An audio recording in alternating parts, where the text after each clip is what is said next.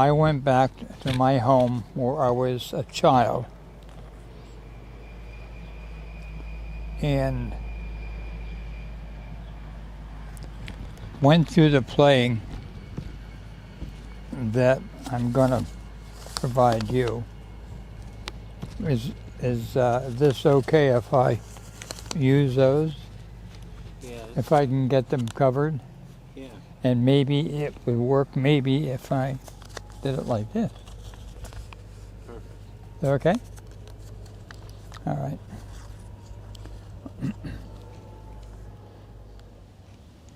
So there was a Roush family, and they were hunters and so on and so forth, and had nice gardens, just 2 days away, or 2 houses away from their backyard, where they raid at the same side of we're living on, but they have a little bit more territory to do the gardening kind of thing. But they were fine. They were fine people. And the Dubendorfs is kind of a different name. And the Dubendorf family were Christians. And I never thought I would ever get an opportunity to pray with these Christians. And it was true.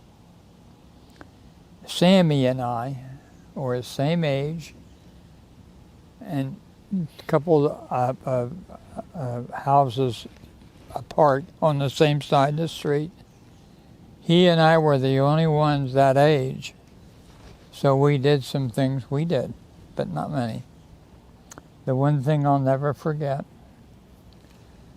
was in their home, they had about 15 people in their home, in their living room. And everybody is on the underfoot. They are not standing up. They are kneeling down between the seats and so on and so forth. I think there are about 20 or 22 people that day. And I never ever thought I'd be able to get there, and they wouldn't want me. But they did. They were very happy I came. That was a good thing for me, and I felt good about it, because the next day, my friend, he said, "Dick, let's go hunting." Well, we're hunting like 7 years old, 8 years old. Now, let me tell you where we went hunting. There are some buildings now there that have people that live there, near Packer Street, okay, on the hill. Those now big brick buildings are now owned and lived in local people. But anyway, they didn't get very far. And my friend here, he said, "Dick, let's go hunting." I said, "I don't have a con. I don't have a license." He said, "No, do I." So, these are just grassy areas that are going to be built upon. So I said, "Well, let's go." His older brother, came home with a bear on the right side of the front of the front wheel. I had it there. It was the big thing. And Sammy and I come down. Each had a leg of the pheasant. He had one and I had, and boy, we strutted down the street with this damn thing. Ring neck. I want to tell you, did we have fun? Yes, we did. We had fantastic. This is why I want to do more of this and get people to be loosen up a little bit. I mean, it's not all going down the flush. No. So, anyway,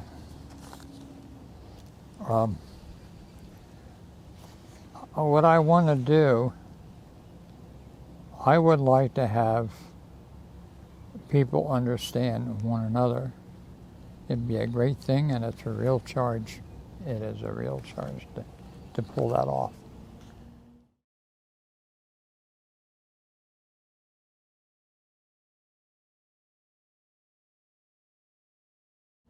But what I found was a good thing to work with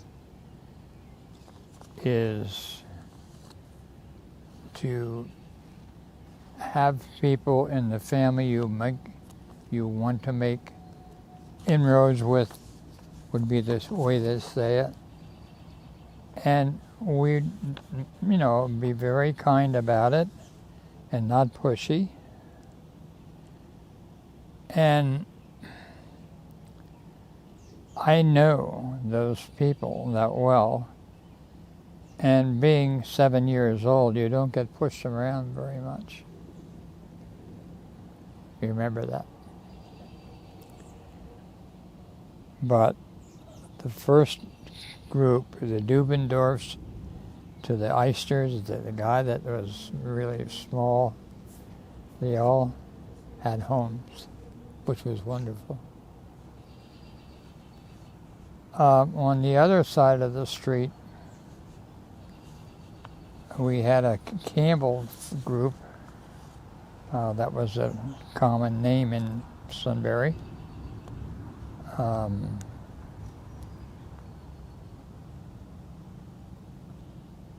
There was a shoe stop somewhere there, I'm not sure on that one. And there was a Miriam Quinn, and she was a very nice person. And I wanted them to know that this is their home. It's what they want to make it. And we'd like to have them as friends. Now, the other thing here is the fact that we had some other people on the other side of the street. The Campbell boys were there.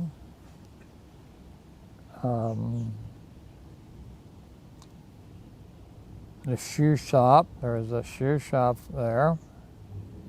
There was a area where a small company on the top of Reagan Hill, not to my house yet, but there's a small store there which some grocer had one person, and that was his daily life right there.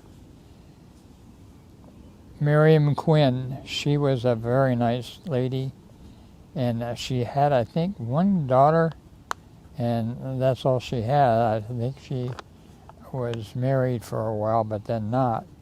But she was a very good, and she had a job too. Anyway, there's so much to talk about on these little places like this, and they have so much meaning. They really do. If you want to make a good friend, you have the opportunity. If you don't want to make a friend, walk away. That's my idea. Thank you.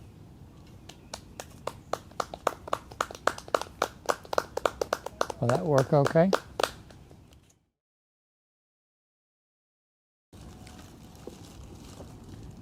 Well, the first we talked about was the people that lived on the same side of the street that we did.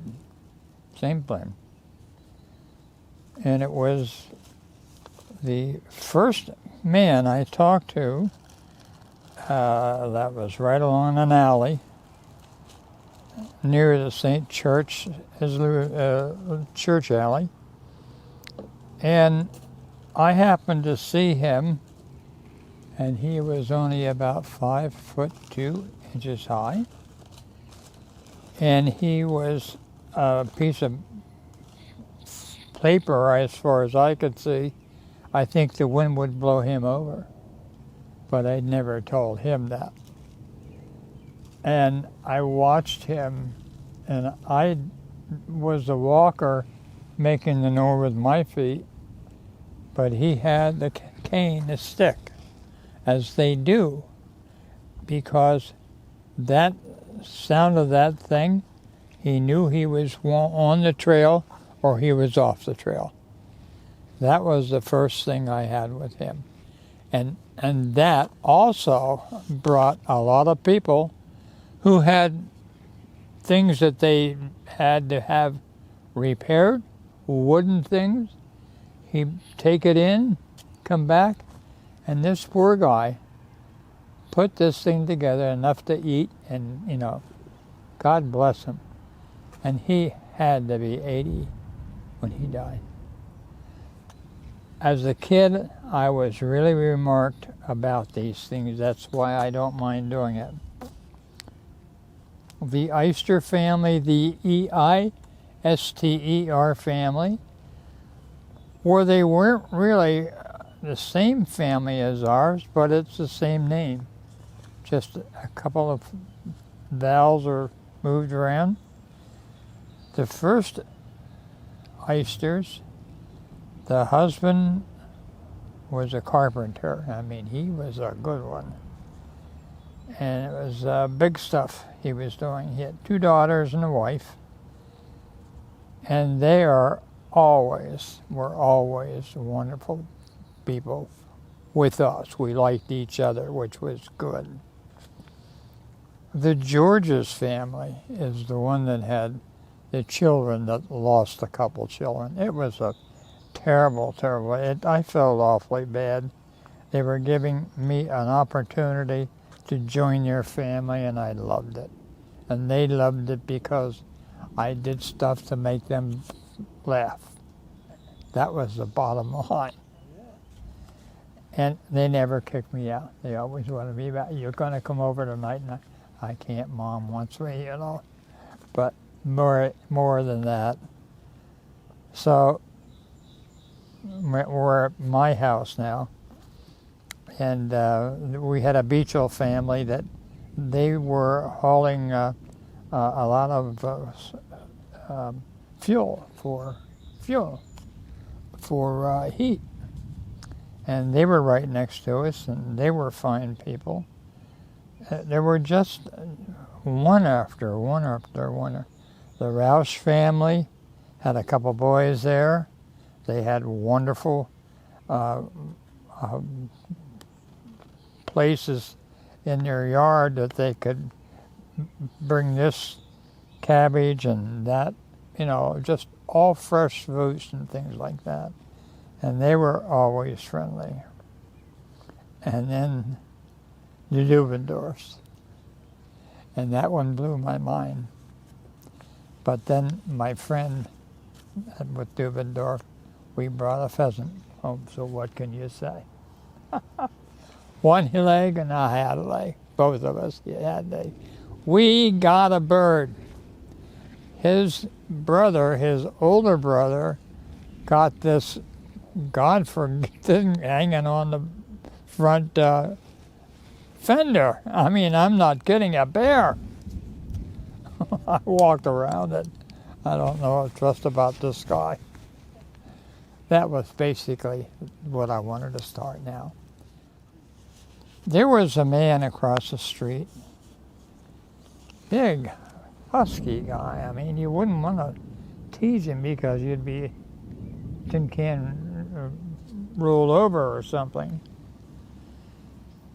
He wasn't normally a nasty guy, but I was really intense about how he was doing his lawn work and the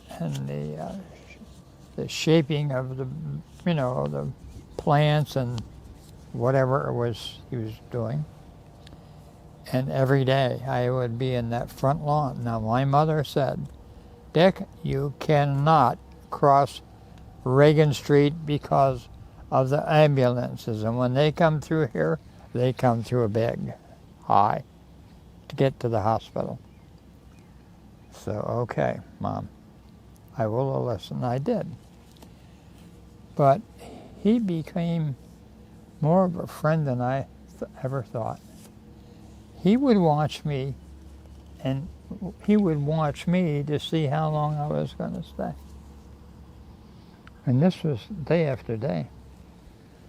Finally, I found out that he had a health problem, which I was not aware of. And when I found out that he had that one leg taken off, right here, this was gone. And I didn't know it right away, and he had two daughters that were helping there at the house, his house, right across the street from mine. And man, that was tough for me to swallow. What am I going to do now? He was trying to help me and looked like it was going to stop. No. Oh. When he got that one off, it was probably a month until he got back to work. When he got back to work, he said, Dick, I want you to talk to your mom. I want to see her and you, how I get up to the work bench now, which is about 40 inches high. He made his own rack to get up, and take my word for it, it wasn't down here. It was through the shoulders. And I thought, my God, going to kill himself. So he got through that one, and he made a little trailer thing, but each corner had a bearing in it, and it was like probably 4 inches one way and almost a square. And he put wheels on every corner. And when that happened, he knew that I was interested. And so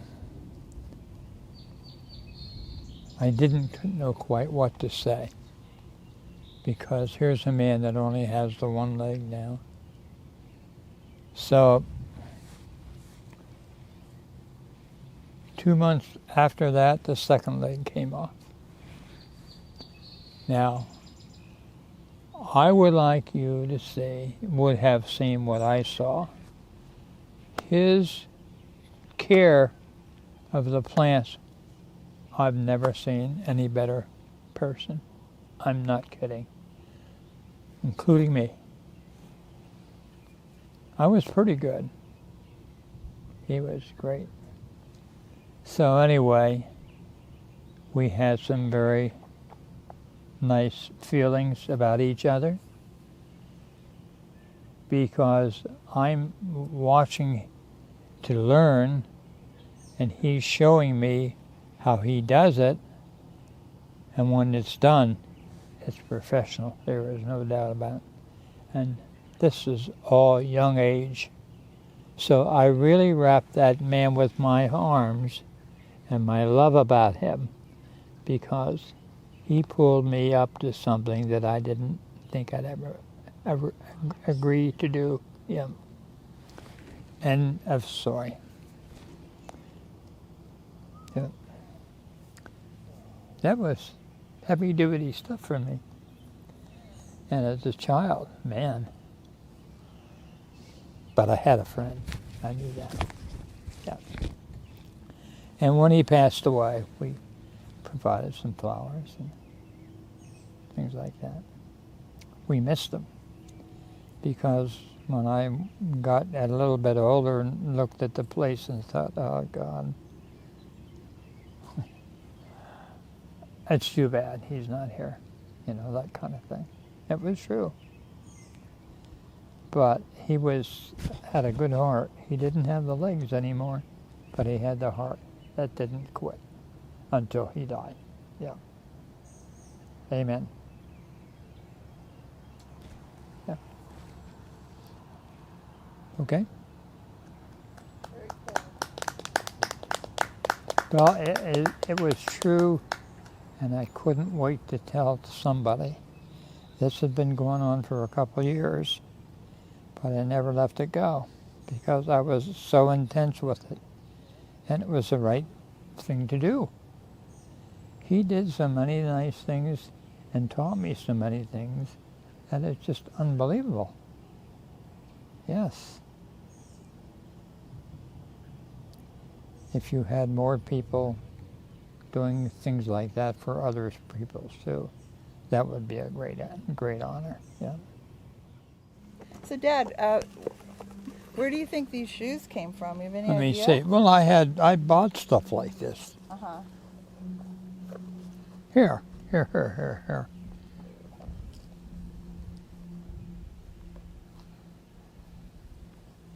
Can you figure out what the size is? Did you It's a get 9. married in It's those shoes? No, I don't think so. Do you think you wore those at Metropolitan Life, maybe? MetLife? No. Definitely not. They don't deserve it.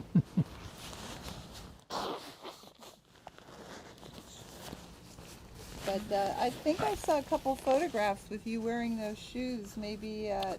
Well, if you saw the other 25 or 30 pair of shoes, you can figure it out. Yeah. Yep. Well, we'll take those. I'll take those from you. Yeah, I think I can probably stow there. What is the L for? Huh? What is the L for? Lewis. Lewis. Like my dad, Lewis.